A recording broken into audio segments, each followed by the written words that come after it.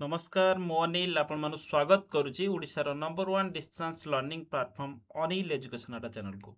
तो आज भिडियोटी बहुत गुरुत्वपूर्ण बहुत सारा पिला डिमांड आ हजार मात्रा मत मेसेज आसीला जे सर आम डीईसी जो जनवरी 2025 स्टूडेंट थे से प्रोजेक्ट रिजल्ट कौन आसुनी असाइनमेंट आसी प्रोजेक्ट रिजल्ट कौन आसुनी देखो मुझे आपण पूरा कंप्लीट बहुत सारा पिला ओरिड होकर तार आउ थे प्रोजेक्ट लिखा आरंभ कले किसी लिखा आवश्यकता ना प्रोजेक्ट रिजल्ट केबे आसीबो जदि आसुनी तार आसबार क्राइटेरिया कौन आम संपूर्ण भाव तार समाधान दबा एवं कौ मानकर ओरिड अच्छी कौ मान ओरिड हबार आवश्यकता अच्छी कौ मान बिल्कुल ओरिड हबार आवश्यकता नहीं तो कंप्लीट विषय जाना जो मैंने जनवरी 2025 बैच स्टूडेंट थे सेमानଙ୍କର एग्जामिनेशन देना कि असाइनमेंट देना कि प्रोजेक्ट देना तो किपर भाव में आपंकर कोर्स को कंप्लीट करेंगे तो निहत भाव तमाम अपडेट देवी और जो रूमर खेला जा भूल फेक आप फेक गाइड भूल गाइडेंस दि जाऊँगी सो गाइडेंस रु भूल बाटर केमी आसिक आप सठिक उपाय करके कोर्स को कंप्लीट करेंगे तो कंप्लीट भिडियोटी लास्ट पर्यटन देखिए बहुत सारा पिला कौन करते ना भिडियो न देखिए जाकि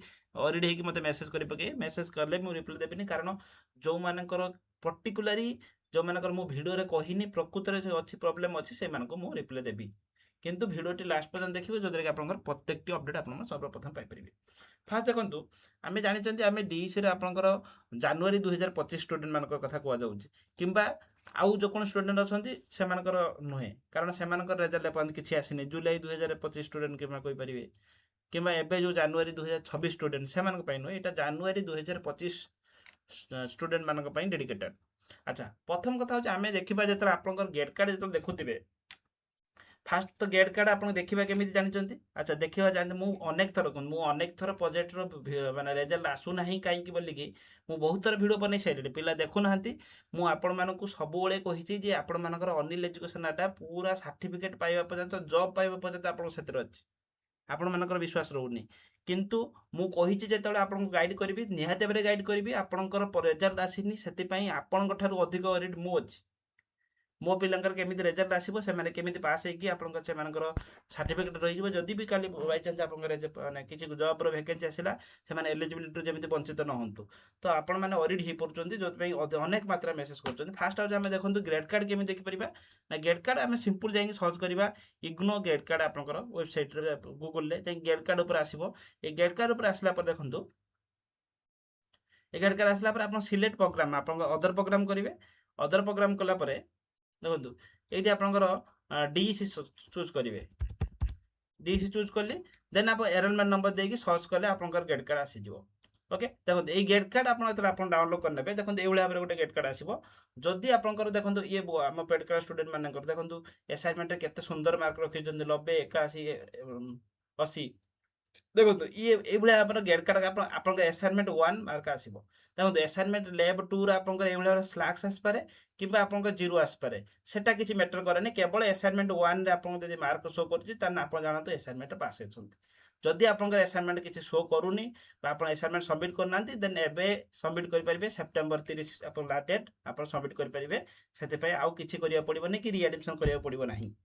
अच्छा थियोरी आपंकर एपट थियोरी मैंने आप एग्जाम दौले तार एग्जाम रेजल्ट देखो देन आप थोड़ा डीसी 1 यहाँ देखो जदि असाइनमेंट मार्क आउ थियोरी जब पास हो देन आप कंप्लीट लिखि जदि आप नॉट कंप्लीट लिखी आप देखो थियोरी 35 रु कम अच्छी कि असाइनमेंट आप 35 कम अच्छी कि कौन मार्क शो करूनी देन आप नॉट कंप्लीट लगी जदि आप थियोरी पास अच्छा असाइनमेंट फेल अच्छा केवल असाइनमेंट सबमिट करेंगे ओके देन आपको ये भाव में देखिपारे।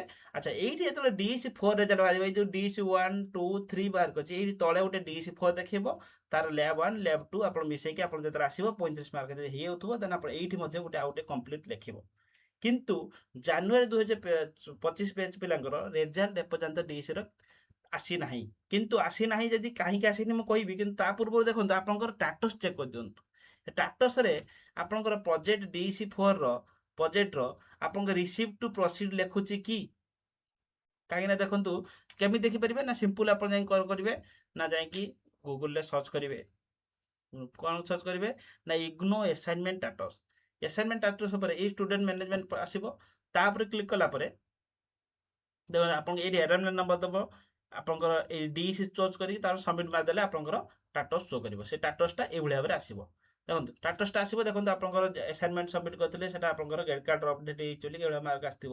ତାପରେ DEC4 ଯେଉଁ ଅଛି ଦେଖନ୍ତୁ ଏଇଠି ରିସିଭ୍ ଟୁ ପ୍ରସିଡ୍, ଯଦି ରିସିଭ୍ ଟୁ ପ୍ରସିଡ୍ ଲେଖିଛି ଦେନ୍ ଆପଣଙ୍କର କିଛି ବି ୱରିଡ୍ ହେବାର ଆବଶ୍ୟକତା ନାହିଁ।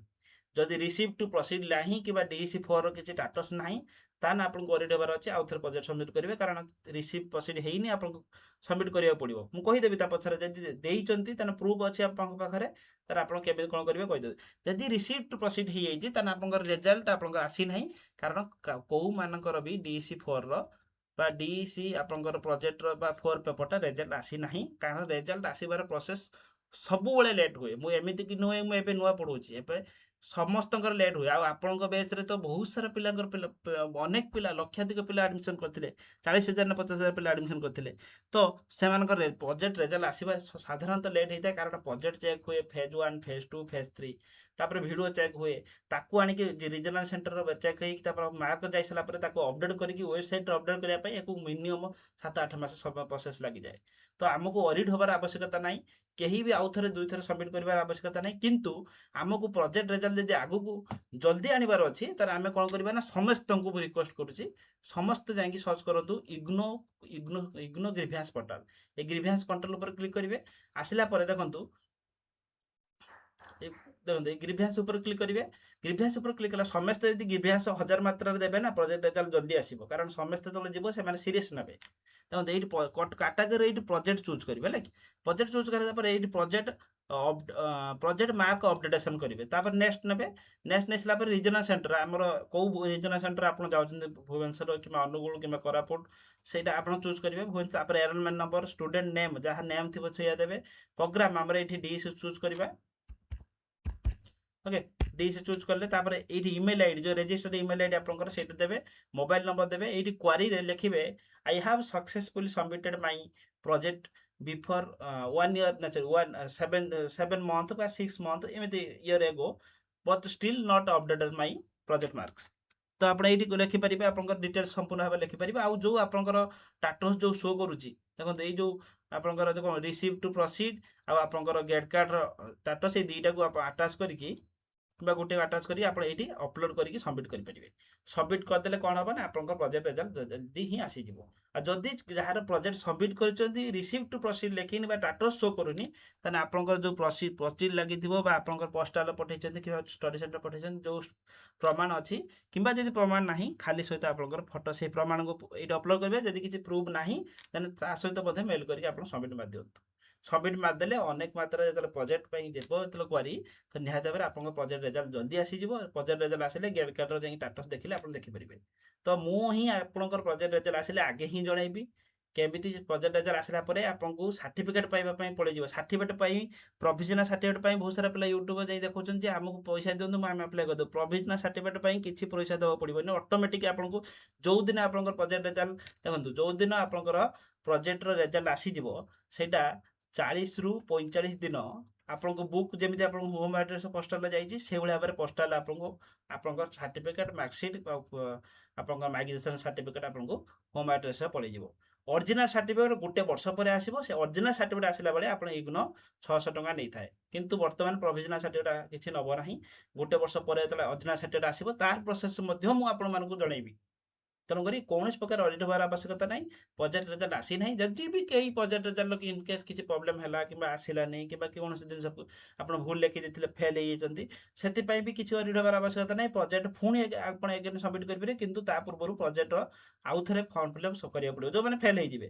तो फर्म फिलअप केमी करेंगे ना अगस्ट मसरे आप फर्म फिलअप हम खाली प्रोजेक्ट DEC4 फर्म फिलअप करेंगे। DEC4 टा खाली सबमिट करेंगे 500 टंका पड़ो। आउ थे लिखिक आप सबमिट करदे आप प्रोजेक्ट रेजल्ट पास हो। जो मैंने जदि बिल्कुल असाइनमेंट कि प्रोजेक्ट देना एवं असाइनमेंट लिखिकी सेप्टेम्बर 30 भितर सबमिट करूँ। जो मानकर प्रोजेक्ट लिखि ना प्रोजेक्ट लिखिकी अक्टोबर 30 भितर सबमिट करूँ। आउ अगस्ट एग्जामिनेशन हम अगस्ट DEC4 जो मैंने देना DEC आप 4 आपंकर प्लस 3टा DEC 1 2 3 एग्जामिनेशन फॉर्म फिलअप करके डिसेम्बर एग्जाम देले से कोर्स कंप्लीट हो। जदि किसी प्रोब्लेम रोचे तार मतलब व्हाट्सएप रे मेसेज करेंगे, किंतु अननेसेसरी मेसेज करेंगे ना। 6372 मो व्हाट्सएप नंबर थी समस्त पाखे 6372 88 5995 ओके ए नंबर व्हाट्सएप रे मेसेज करदेवे अच्छा ओके एतिकी हूँ आपंकर ऑडिट जे आपण मानकर आसुनी कहीं प्रोजेक्ट रेजल्ट समस्तंकर आसीजिव आ किछि दिन पर वेट करंतु आसीजिव तो बहुत सारा ऑडिट है कि एते सारा ऑडिट हुंतु नहीं प्रोजेक्ट रेजल्ट पास होबारु पूर्वरु आपणकर जतिक रेस्पॉन्सिबिलिटी मोर ताठर अधिक रेस्पॉन्सिबिलिटी सो समस्ते केही भी ऑडिट होवार आवश्यकता नहीं प्रोजेक्ट रेजल्ट आम मिलमिशी कर आनिबा मु जो प्रोसेस कहली ग्रीवेंस दियंतु समस्ते निज स्टेटस चेक कर दियंतु तापर जदि किछि प्रॉब्लम होबा आमे मिसिकी ही समाधान करबा तो सेतिपई आपण मानकर किछि भी ऑडिट होवार आवश्यकता नहीं चैनल को सब्सक्राइब कर रखिबे ए भिडियोटी निहाते भाବରେ समस्त को शेयर करिवे जो माने डीएस रे जनवरी 2025 स्टूडेंट थिले आउ जो मैंने आडमिशन करने ପାଇଁ नुआ चाहूँगी से जनातु चैनल विषय पे मैंने कहीं मु आपण मान ही बचुची आपण मान ही परिश्रम करुँची केते परिश्रम करके मु पास करैछि पिला मानकु से कथा मु भी जानिछि आपण माने भी जानिछन्ती तो तेणुक सपोर्ट आपण मानकर रहिबा आवश्यकता जय जगन्नाथ।